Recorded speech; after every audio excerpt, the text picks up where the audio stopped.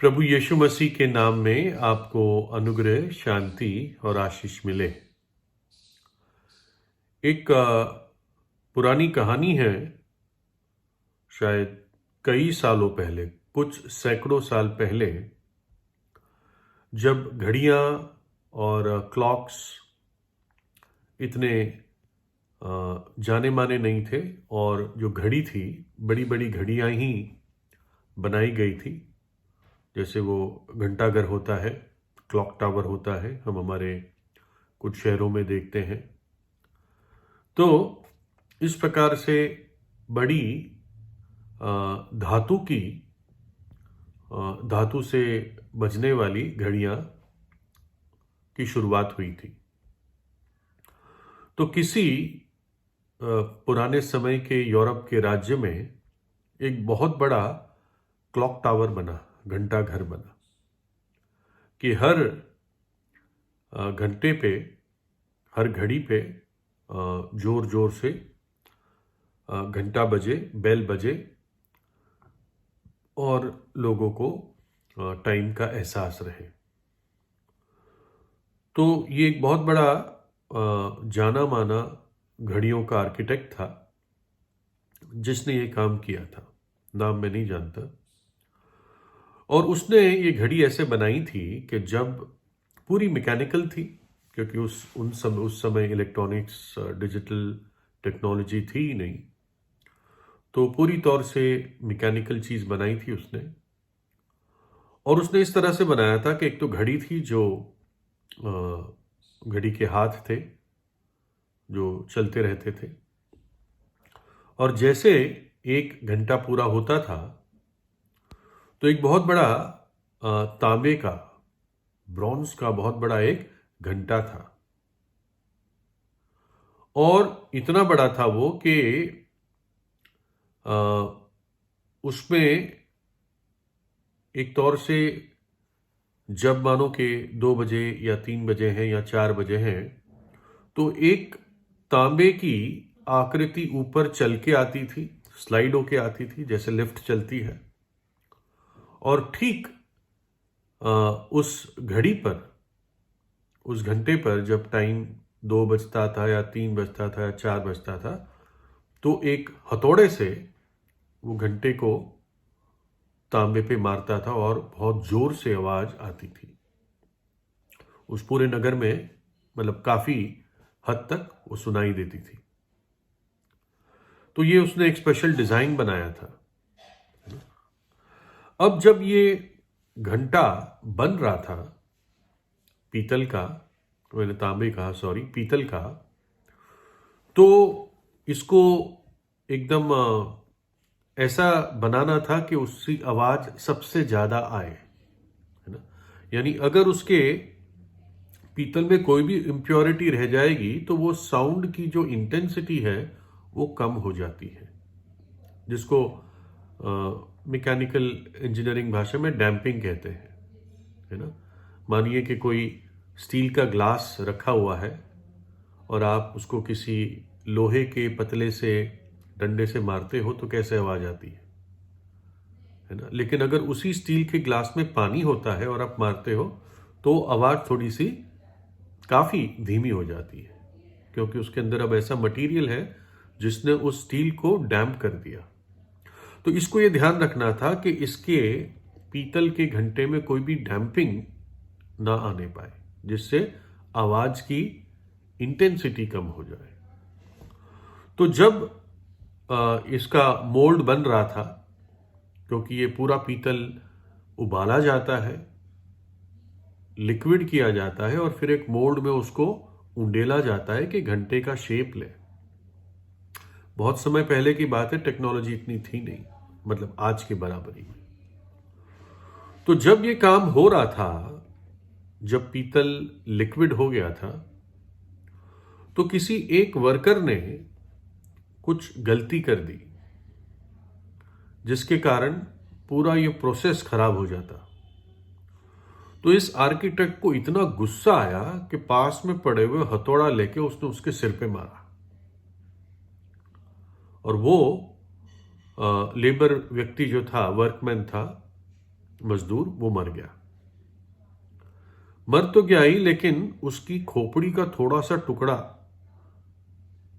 मतलब वो उसने हथौड़ा ऐसे मारा कि वो मर भी गया और छिलता हुआ एक टुकड़ा उसका निकल गया, और वो जाके उस पीतल के जो लिक्विड था उसके अंदर जाके पड़ गया, और शायद उसको निकाल नहीं पाया। उसने सोचा नहीं कि इससे कुछ प्रॉब्लम होगी। एनीवे, समय बीत गया, प्रोजेक्ट पूरा हो गया। अब राजा और प्रजा सब आए ताकि इसका डेमोन्स्ट्रेशन देख सके कि पहली बार इतनी बड़ी घड़ी नगर में लग रही है। तो जब उस दिन घड़ी का कमिश्निंग था कि आज से घड़ी शुरू हो जाएगी, और उन्होंने टाइम रखा था 1 बजे का, दोपहर का, कि घंटा 1 बजे बजेगा, सब सुनेंगे और तालियां बजाएंगे। लेकिन इस डेमोन्स्ट्रेशन के टाइम से पहले आर्किटेक्ट को एहसास हुआ कि जो उसकी खोपड़ी का टुकड़ा उस पीतल के लिक्विड में चला गया था, जो अब बन गया उस घंटे में, वो एक एरर दे रहा है, साउंड में प्रॉब्लम कर रहा है। उसकी जो स्ट्रक्चरल इंटीग्रिटी है उसमें भी प्रॉब्लम आने की शक्यता थी। तो उस 1 बजे से पहले ही वो ऊपर जाकर उसको एग्जामिन कर रहा था कि क्या सही सब होगा कि नहीं, क्योंकि कोई भी मशीन की पहली बार डेमोन्स्ट्रेशन होती है तो इंजीनियर हमेशा घबराता है, सही होगा या नहीं होगा। तो जैसे 1 बजा, लोग सोच रहे थे बड़ा आवाज आएगा, गूंज जाएगा नगर, लेकिन क्या हुआ? वो बड़ा आवाज नहीं आया, एक धक करके आवाज आई जो आसपास के लोग ही सुन पाए। और फिर पता चला कि आर्किटेक्ट साहब ऊपर चले गए थे, एक बार और चेक कर रहे थे, शायद छोटे से किसी टूल से मार मार के देख रहे थे कि सही सब जगह आवाज आ रही है कि नहीं। घबराहट थी उनको कि फॉल्ट आ गया है, और उसने एहसास नहीं किया इस टेंशन में कि 1 बज गया। जो पीतल की आकृति थी जो उसने बड़ी सी बनाई थी, जो नीचे से ऊपर चल के जाती है, वो ऊपर चल के गई अपने आप, और हथौड़ा मारा उसने घंटे पे ताकि 1 बजे। लेकिन वो हथौड़ा घंटे पे नहीं लगा, आर्किटेक्ट के सिर पे लगा, और वहीं वो मर गया, है ना। तो उसकी बनाई हुई टेक्नोलॉजी थी, वो भूल गया कि इतनी फोर्स से अभी हथौड़ा लगने वाला है ना। और उस दिन वो आर्किटेक्ट भी खत्म हो गया, है ना। लोग एकदम, हमारे मन में विचार आता है कि ये उसका कर्म था, है ना। वास्तव में ये उसका कर्म था जो उसके सिर पर वापस आया, है ना। उसने किसी के सिर पे मारा था हथौड़ा, और अब उसके सिर पर भी हथौड़ा लगा, है ना। और कारण वही रहा, जो पाप उसने उस घंटे में छुपा दिया था, है ना, सोचता था चल जाएगा, वही पाप ने उसको ढूंढ निकाला और उसको खत्म कर दिया। आज के दिन में सोशल मीडिया पे लोग इसको इंस्टेंट कर्मा कहते हैं, है ना, कि कुछ किया और एकदम उसका फल मिला। खैर, ये इंस्टेंट तो नहीं था, यानी एकदम तो नहीं था, लेकिन फिर भी साफ जाहिर होता है, एक उदाहरण है, एक सबक है कि कैसे पाप दबाकर छिप नहीं सकता, विशेषकर हत्या का पाप, है ना। बाइबल कहती है कि मनुष्य का लहू बोलता है। जब पहला मर्डर हुआ दुनिया में, एक भाई ने दूसरे भाई को प्यार प्यार की बातें करके एकदम उस पर हमला करके उसको मार दिया। कैन ने हाबिल को मार दिया। तो फिर परमेश्वर ने कैन से पूछा कि तेरे भाई का खून जमीन से मुझे पुकार रहा है ना। तो हमें एक और बात पता चलती है कि जो बोया जाता है वही काटा जाता है ना। ये संसार में भी लोग मानते हैं, लेकिन बाइबल साफ इस बात को कहती है, वे वायु को बोएंगे और बवंडर लवेंगे, बवंडर को काटेंगे। बोएंगे तो वायु, लेकिन काटेंगे क्या? बवंडर। धोखा ना खाओ, परमेश्वर ठट्टों में नहीं उड़ाया जाता, क्योंकि मनुष्य जो कुछ बोता है वही काटेगा। प्रभु ने कहा, जब मृत्यु की बात आती है, यानी एक व्यक्ति दूसरे की मृत्यु कर देता है, हत्या कर देता है, तो परमेश्वर ने इसके बारे में पहले से ही आज्ञा दी थी, मनुष्य के प्राण का पलटा मैं एक एक के भाई बंधु से लूंगा। जो कोई मनुष्य का लहू बहाएगा, उसका लहू मनुष्य ही से बहाया जाएगा, क्योंकि परमेश्वर ने मनुष्य को अपने ही स्वरूप के अनुसार बनाया है ना। काफी कुछ परमेश्वर नजरअंदाज कर सकता है या जल्दी से क्षमा कर सकता है, लेकिन मर्डर को, हत्या को परमेश्वर बहुत गंभीरता से लेता है। ऐसा नहीं है जेल में एक हत्यारा क्षमा मांगेगा और क्षमा तो वो हो जाएगा, सच्चे हृदय से अगर मांगेगा, जबकि वो जेल की सजा भुगतेगा।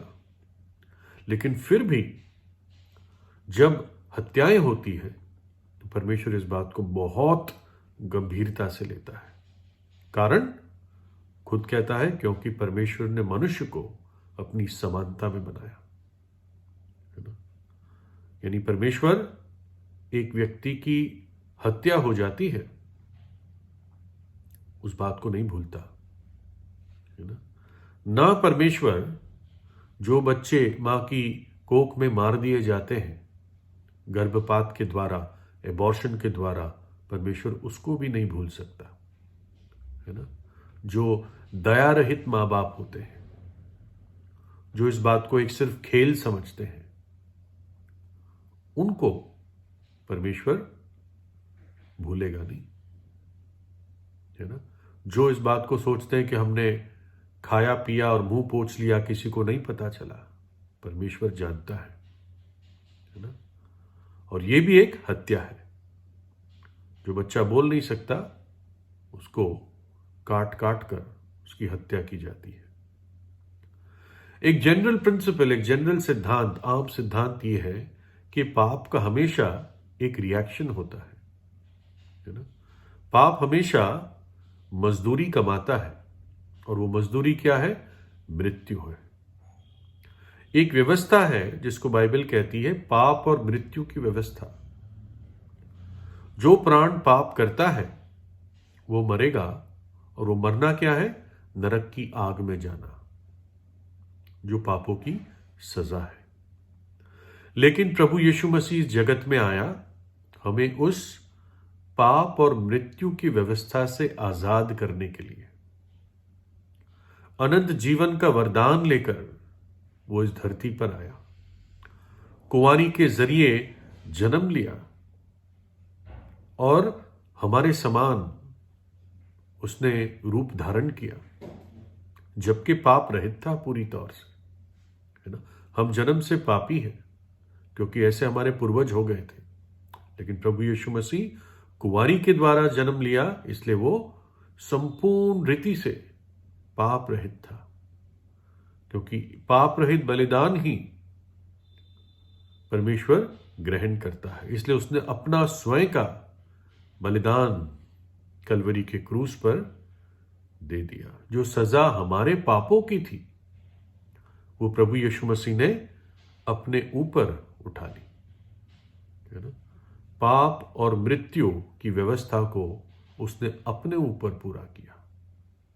बस फर्क ये था कि पाप हमारे थे, लेकिन मृत्यु का दंड उसने अपने ऊपर लिया, नरक का दंड उसने अपने ऊपर लिया। और इसलिए अब एक पापी सच्ची नम्रता और पश्चाताप के साथ, विश्वास के साथ प्रभु यीशु मसीह में क्षमा पा सकता है।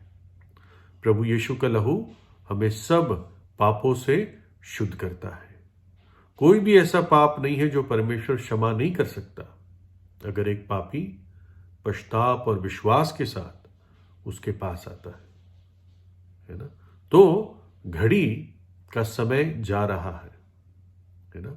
जैसे हम बात भी कर रहे हैं, एक एक सेकंड आप अपने जीवन की अंतिम यात्रा या अंतिम समय तक आगे बढ़ रहे हैं, है ना। एक एक घड़ी, एक एक समय, एक एक दिन आप उसकी तरफ बढ़ रहे हैं, है ना। परमेश्वर हर एक व्यक्ति का न्याय करेगा, है ना। मेरा न्याय प्रभु यीशु ने क्रूस पर ले लिया। क्यों? क्योंकि मैंने विश्वास किया। आप भी विश्वास कर सकते हैं। उस आर्किटेक्ट ने सोचा कि एक मामूली सा वर्कर है, मजदूर है ना, इसकी कोई अहमियत नहीं है। लेकिन पाप छिप नहीं सकता और परमेश्वर किसी भी व्यक्ति की हत्या को हल्का नहीं लेता, है ना। तो आज ही अपने जीवन को जांचिए, चाहे कोई भी पाप क्यों ना हो, है ना। ऐसा ना हो कि वायु बोने पर बवंडर काटना पड़े। अगर वायु बोया है तो आज पछताप कर ले, बात को ठीक कर ले। यीशु का लहू सारे पापों को क्षमा कर देता है, आप पर अनुग्रह करेगा। समस्या से, परिणाम से भी प्रभु शक्ति रखता है, आपको बचा लेगा। प्रभु यीशु आपको आशीष दे।